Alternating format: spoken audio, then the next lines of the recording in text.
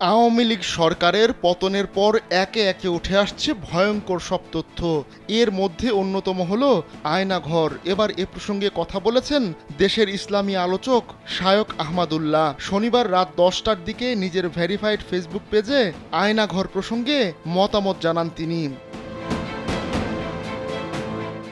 শায়খ আহমদুল্লাহ লিখেছেন, ধার্মিক তরুণদের আয়না ঘরে নিয়ে জঙ্গি নাটক সাজানোর লোমহর্ষক ঘটনাগুলো একের পর এক সামনে আসতে শুরু করেছে।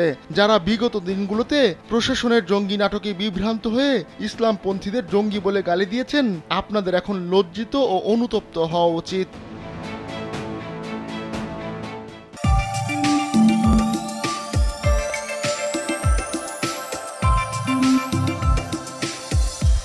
তিনি লিখেছেন, গুয়ান্তানামো বে কিংবা আবু গারিব কারাগারের নাম শুনলেই গা শিউরে ওঠে, চোখের সামনে ভেসে ওঠে লোমহর্ষক নির্যাতনের মর্মান্তিক সব দৃশ্য।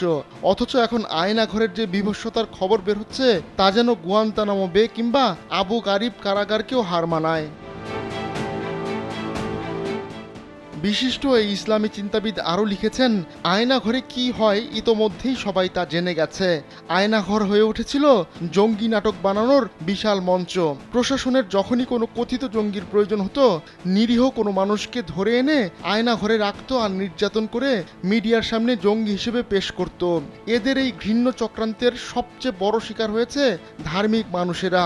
এর মাধ্যমে কত মানুষের স্বপ্ন যে ধূলিসাৎ হয়েছে, কত তরুণের ক্যারিয়ার ধ্বংস হয়েছে, কত যুবকের তরতাজা প্রাণ যে নষ্ট হয়েছে, গুম হওয়া স্বজনের প্রতীক্ষায় থেকে কত পরিবার যে একটু একটু করে ক্ষয় হয়েছে তার কোনো হিসাব নেই।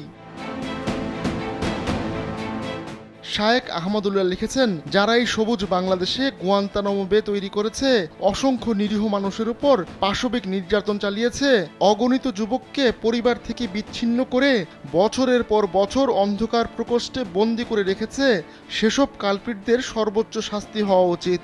স্বাধীন বাংলাদেশে আর কোনো মানুষ গুম না হোক, প্রতিটি অন্যায়কারী বিচারের মুখোমুখি হয়ে উপযুক্ত সাজা পাক, ভুল ভাঙুক, আলেম সমাজ ও ধার্মিক মানুষদের নিয়ে প্রহসন বন্ধ হোক।